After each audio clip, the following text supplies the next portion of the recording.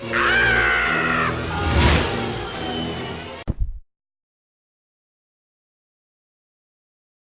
a maroon. Hey there YouTube, PJ here, and today we're looking at Looney Tunes back in action. But before we get started, I gotta give it to you straight, Doc. I like Looney Tunes back in action. I like the jokes, animation, and the characters. But when I started doing research for this movie, it kinda made me see the movie in a new light. What do I mean? Well, it all starts off with the director for this film, Joe Dante, who also directed one of my favorite 80s movies, Gremlins. And the screenwriter for Looney Tunes back in action, Larry Doyle, having written for The Simpsons and Beavis and Butthead. These cool dudes had a goal, to make Looney Tunes back in action anti-Space Jam.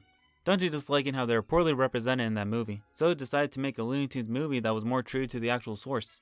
But studio's executives meddled too much with the movie that the opening, middle, and the end of the film turned out different from what Dante initially envisioned. Now, I couldn't find out what was the original idea for this movie, but judging from Joe Dante's discussion about wanting to make a movie called Termite Terrace, which if you don't know, I'll give you the quick rundown. It was supposed to be a timepiece movie about Chuck Jones' struggles that he had to go through when arriving at Warner Brothers. And the movie was also to focus on the history of the Looney Tunes and the animators that worked on it. And that was the gist of it. So knowing that, one can say that Joe Dante was very passionate about the Looney Tunes, and probably could have gave us a better Looney Tunes movie if it wasn't for studio executives messing with it. But come on, let's not dwell on the past too much, and see this movie already to see if it still holds up today. The movie starts off with Daffy Duck not wanting to make a movie with Bugs Bunny. Page 8, Daffy gets blasted again! What's the matter with you people? We can't do this kind of stuff anymore! Which right off the bat, that doesn't sound like a good idea. That's like Shaggy without his Scooby, chocolate without his cake, Michael Jordan without Michael Jackson. It just doesn't make sense. Luckily, the vice president of comedy, named Kate, played by Jenna Elfman, harshly tells him that this isn't possible. Shows that Bugs Bunny is a core asset that appeals to male and female, young and old, throughout the known universe. While your fan base is limited to angry fat guys in basements. Yeah, but come on, fellas. I'm thrice the entertainer the rabbit is. So Daffy gets fired for not wanting to make a movie with Bugs, and is about to be thrown out the studio. Daffy escapes, however, and decides to terrorize the studio as much as possible before he gets kicked out, causing pretty expensive destruction, adding to the total cost to this movie. Speaking of which, this movie was pretty expensive to make. I mean, for crying out loud, they spent $100,000 just for one car. And not to mention all the other expensive set pieces in this movie. So obviously, this movie needed a little help from sponsors to help fund the film. Luckily, the product placement in Looney Tunes Back in Action are very subtle, so that it doesn't distract you from the film itself. Here, let me point them out to you to show you how cleverly hidden they are. There's the McDonald's sign here, Pepsi logo right here, Hershey's here, and if you look real closely, you can see Adam Sandler promoting his new movie. Too bad for all that do-re-mi cash, they couldn't cover their expenses in the box office. Goes to show that even money can't fix everything. But anywho, Daffy gets kicked out of Warner Brothers lot by DJ, played by Brandon Fraser. Daffy stows away in DJ backpack though, and decides to live with him. DJ, not liking this, is about to make duck stew out of Daffy, until he's stopped by a video message from his dad, telling him that he's secretly a spy, and that he wants him to go to Las Vegas and look for Dusty Tails, to get him out of his spy trouble and to find the blue monkey. A device that, if taken by the evil Acme Shareman, named Mr. Shareman, will use it to turn everyone into monkeys. And I just gotta say this right now, I love this character. Steve Martin does a great job at Mr. Shareman, using every time he has on screen to go over the top and become as cartoony and loony as the Looney Tunes themselves.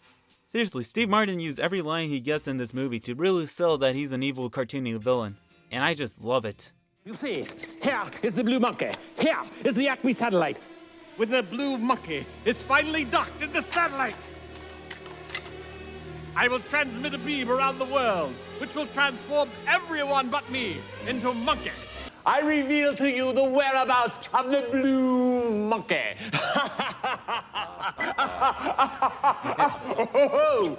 All right. I don't want to give away too much though and spoil the fun for you guys, so we're just going to continue on with the review. DJ decides to go to Las Vegas to rescue his dad, and Daffy tags along, thinking he can get rich out of the diamond. Meanwhile, Kate gets fired for kicking out Daffy, only being able to keep her job if she can get Daffy back. So she teams up with Bugs and the chase is on. DJ and Daffy makes it to Las Vegas where they find Dusty Tails working at a casino run by Yosemite Sam. DJ needs a disguise though to be able to sneak on stage to talk to her. Luckily he's able to get one by promising one of the performers that he'll get him a role in the next Journey to the Center of the Earth movie, accidentally giving the lead to Dwayne "The Rock" Johnson. Hey, what's up, everybody? I want you to enjoy my dick. They then meet Dusty in the changing room, where she's able to give DJ a playing card that'll help him save his dad, wearing the most uncomfortable headgear I ever seen a spy wear. I mean, look at this. It looks like she's wearing a stethoscope hanging in the side of her head. Seriously, how do you become a spy with that hanging out?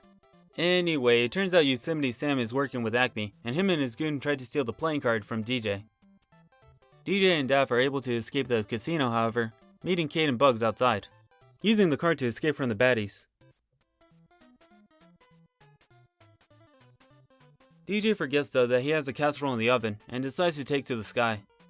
Yosemite Sam also remembers he has a casserole in the oven, but figures out too late. They're not out of danger yet when Brandon Fraser starts thinking about his future, deciding that if his career is going down, he might as well take everyone down with him. Though through the power of Warner Brothers, wanting to milk the Looney Tunes for all they're worth, prevents them from dying. The very next day, DJ and the gang set out to find answers on his father's whereabouts, leading them to find a portal that takes them to Area 52, where they meet Mother, played by Joan Cusack, who, like Steve Martin, also gives a funny performance. Unfortunately though, her only scenes are in this part of the movie, which is not very long. Mother tells DJ the significance of the card, giving DJ a clue about the whereabouts of the Blue Monkey. But before they can leave to search for it, Marvin the Martian releases all the aliens from Area 52 to prevent their escape. Turning out that Marvin the Martian also works for Acme. Looks like we got company. Yikes! Illegal aliens. Whoa, Daffy. You just crossed the line right there. That's it, you just lost your #1 fan. Just kidding, baby, I still love you. After Daffy offends the aliens, the gang escape and later figure out that they need to go to Paris to use the card of the Mona Lisa. There they figure out that they have to go to Africa. Elmer Fudd shows up though, remembering that Bugs owes him $5, and decides to stop their crusade, leading us to a pretty creative chase sequence, where Elmer Fudd chases Daffy and Bugs through different paintings in the Louvre.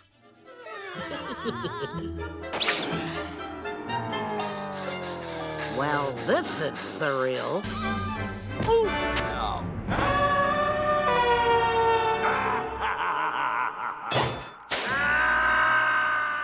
Pretty cool to watch if I do say so myself. Bugs and Daff are able to blow him off though, I don't feel so good. and the team is able to escape to Africa. There they meet Granny, Sylvester, and every woman over the age of 40 first tattoo, who decide to give them a ride to the Blue Monkey. The gang is led to the location of the Blue Monkey, where it is revealed that Granny and her crew were actually the villains in disguise the whole time. Mr. Shearman going through more disguises to throw DJ off, one of them being Michael Jordan, which is funny when I saw it, but also kind of weird. I say weird because Warner Brothers wanted to make a Space Jam 2, since it turned out to be such a financial success, and they were ready to go start making the movie possible, but couldn't because Michael Jordan didn't want to star in it. That's like making a new Ghostbusters and bringing Bill Murray as a cameo. Freaking stupid. Anyways, the gang is transported to Acme Lair, where DJ has to give up the Blue Monkey to save his dad. Mr. Chairman double crosses him though, and gives the Blue Monkey to Marvin the Martian, to use on a satellite dish in space that'll transform everyone into monkeys. Bugs and Daff decide to give chase in order to stop him. Meanwhile, Kate and DJ are tied up. In space, Bugs is able to put up a good fight, but it's Daff turning into Duck Dodgers, and using his beak to stop the satellite dish that ultimately saves the day. Meanwhile, Kate and DJ escape from their imprisonment, and DJ also rescues his dad. In the end, the day is saved. But just right before the film ends, they pull a Truman on Daff, revealing that he was in a movie the whole time, blowing Daffy's mind. And that was Looney Tunes back in action. And like I said in the beginning, I really do like this movie with how they bring the Looney Tunes back in action. Wait a second, back in action? Looney Tunes back in... clever. Anyway, like I said, I really do like this movie, trying to put as much focus on the Looney Tunes and their crazy antics as much as possible.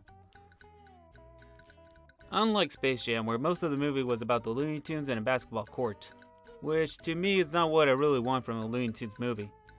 Not hating on Space Jam. I liked the movie as a kid and still to this day.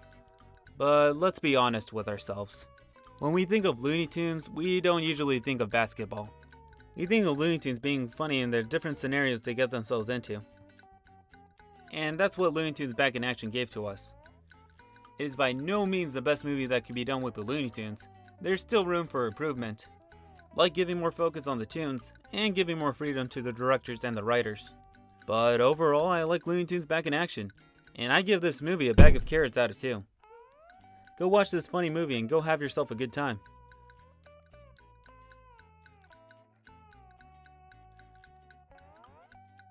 Hey guys, thanks for watching my video. If my voice sounded like it was like running out in the end, it's because it was. I've been recording since the morning. You know, I've been trying to make the audio good. It turns out that I had the microphone all the way up. I had my brother showed me that. So he's like, "Oh, you had the microphone up and fixed it." And I feel like an idiot, but yeah, the audio should sound better from my previous 2 videos. So yeah. But yeah, I've been talking a lot either way, so now my voice sounds raspy. But maybe next time it'll sound better. I'll see you guys later, and goodbye.